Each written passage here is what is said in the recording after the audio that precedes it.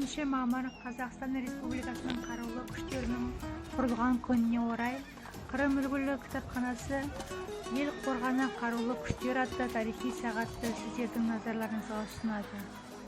1991 жылы 25 қазанда Қазақстан Республикасының тұңғыш президенті Нұрсұлтан Әбішұлы Назарбаевтың жарлығымен Қазақ КСР-ның мемлекеттік қорғаныс комитеті құрылды. Бұдан кейін республиканың қорғаныс мәселелерін толық түрде жеке шешуге көшу үшін қорғаныс комитеті Қазақстан Республикасының қорғаныс министрлігі болып қайта құрылды.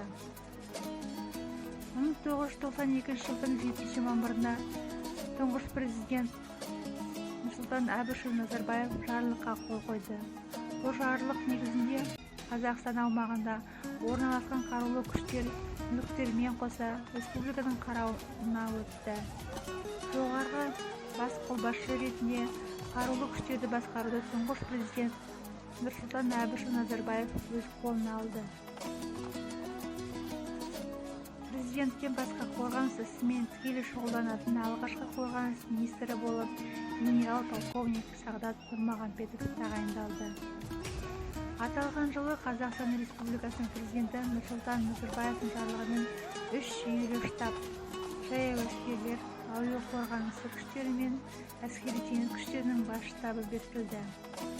2001 жылда Қазақстан 4 әскери орталық, оңтүстік, батыс және шығыс округке бөлінді.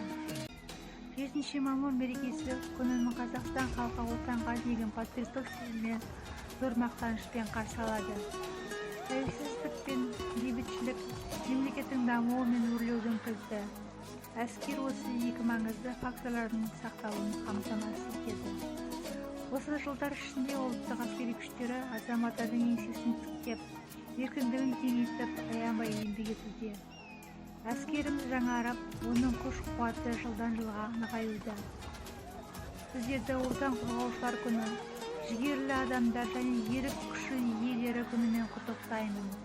Отанымыздың тірегі болар азаматтарға мықты денсаулық тілейміз.